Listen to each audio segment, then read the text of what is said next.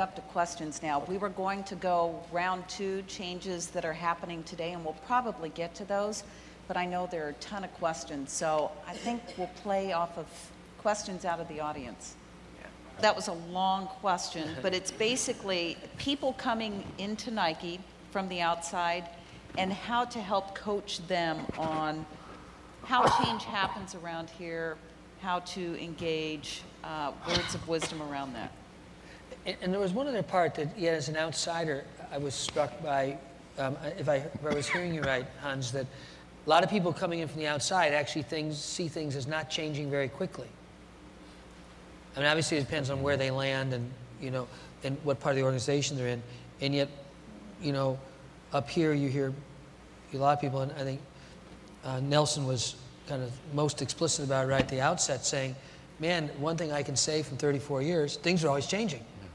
But you seem to be saying that for a lot of new people coming in, they don't see that the same way. I get that comment. I get people saying, I know where we should go, but it seems to be hard.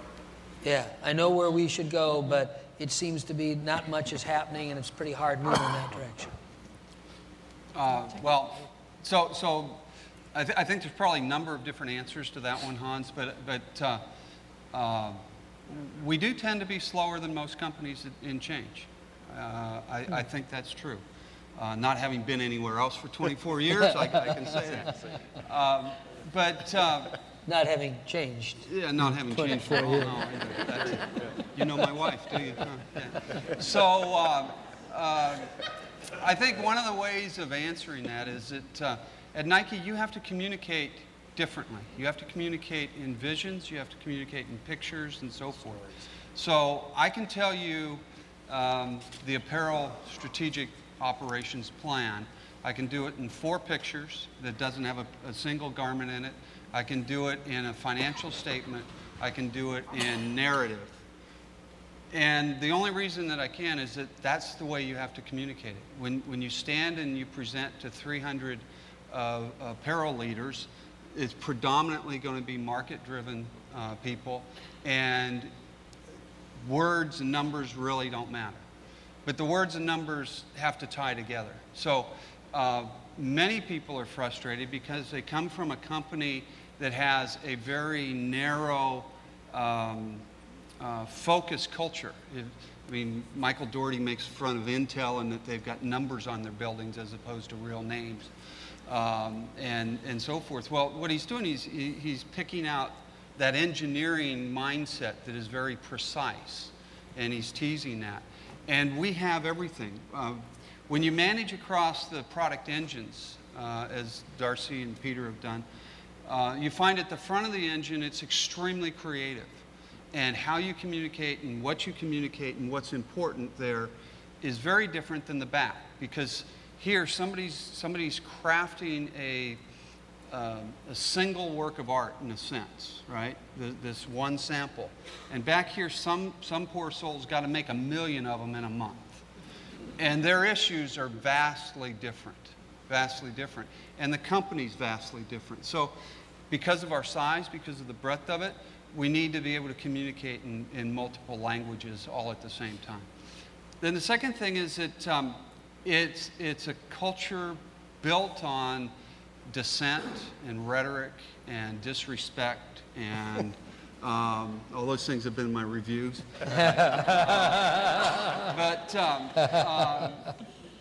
If you come from somewhere else, you think that if the leader says do it, that people are going to do it. And we have a culture that actually is built on, you know, can you break that, right? And so some people come in and they don't recognize that, so they don't allow for it, right? But what you have to do is you have to put your point of view out and create consensus around it. And part of that is teasing out the dissent. Let the dissent happen, right?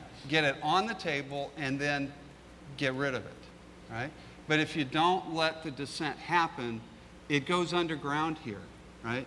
And it appears in every which way that you can imagine. Mark Parker walking out here on stage. Again, Michael Dougherty won't mind. He's sitting in the back. He had one of those electronic fart machines, right? And he's piping it in over Mark's words as he's on stage. Where else would you do that to a CEO? Now, I gave him the thing, so but that's the culture. So you just have to recognize it. And if you come from the outside, I don't doubt it's really frustrating. And like you, I've tried to coach folks on how to get things done, and I think those are the essence. Yeah, I'd definitely build on that theme that, you know, the model that you saw up here. I mean, understand that Nike itself aspires to be a learning organization. And when we're at our best, we're very good at that. And when we know what we're trying to learn collectively, we move very rapidly. But that takes, I mean, probably the best way I think to maybe describe it is from Malcolm Gladwell's book, The Tipping Point. You think about the different roles embedded in there, how important connectors are, how important the communication is, who has knowledge and how to access them. So to drive change here is a whole different thing in terms of an open structure and how you motivate and mobilize that. And I think if people get that understood, that the hierarchy won't deliver it, you know, the hierarchy has a role in that open architecture, but it's not the be-all and end-all. As soon as they understand that and they start to operate in this mode, understanding the interdependencies, if you can get all the way to that place, you're going to do just fine. Can I ask just one follow-up? Yes. Of this gang up here, you've been here the least time.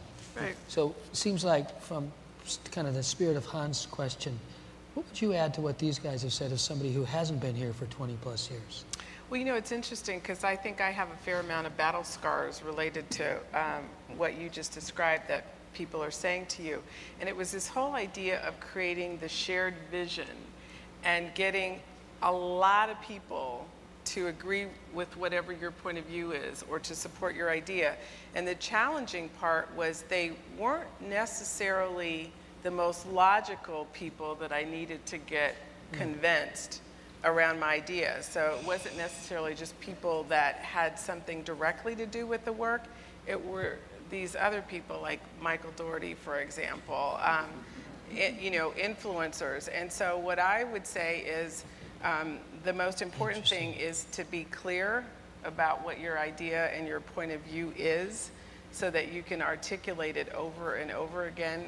And as you're getting other points of view, allow that to refine the way you're thinking. And I do believe that if you can build a shared vision, then you can get to where you want to go. Can I just say one more thing about that?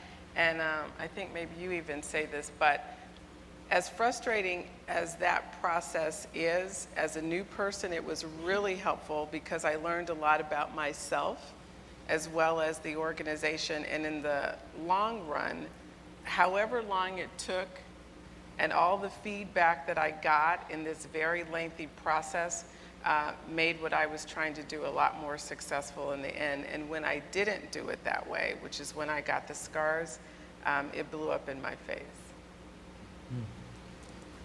Peter? I was just struck by, you know, your comment about it's not always obvious who are the people who you have to build that shared vision with. And you know, this fast and slow stuff, I mean, I think often it's very ambiguous what it means.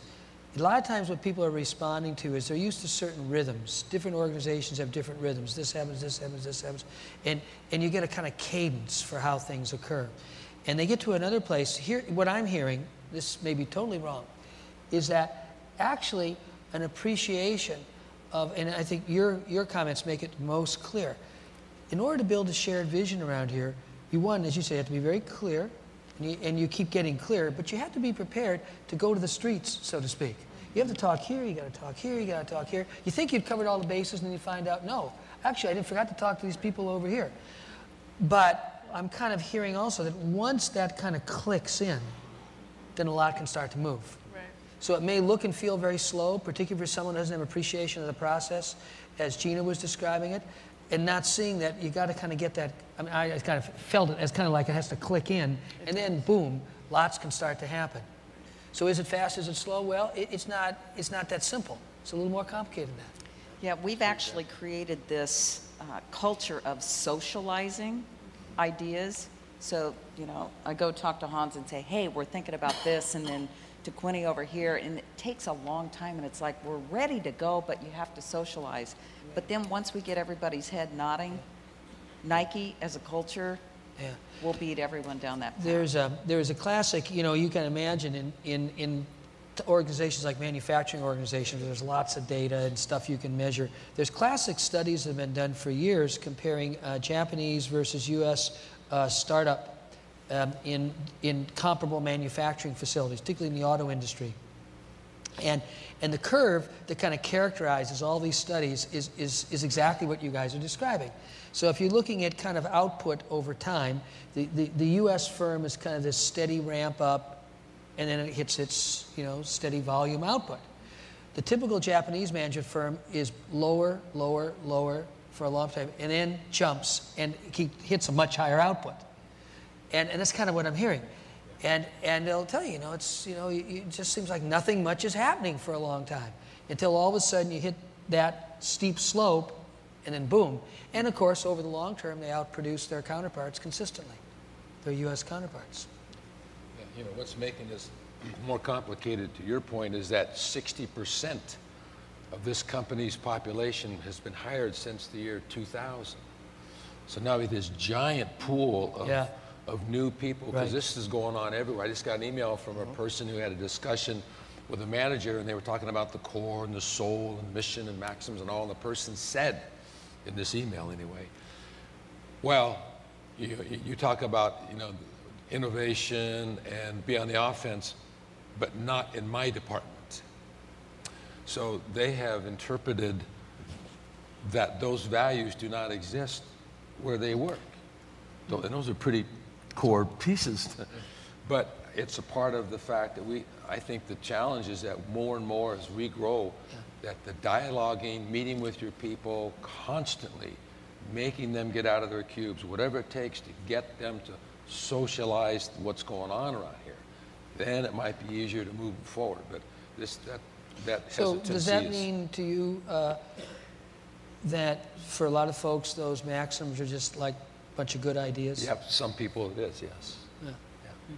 Corporate stuff. Yeah, Because they come from right. places where they bring that thought. Well, that's what we did where they And had a they're space. used to a lot of corporate good ideas. Yeah. That you just kind of go, yes, sir, and then you go back to what you really do.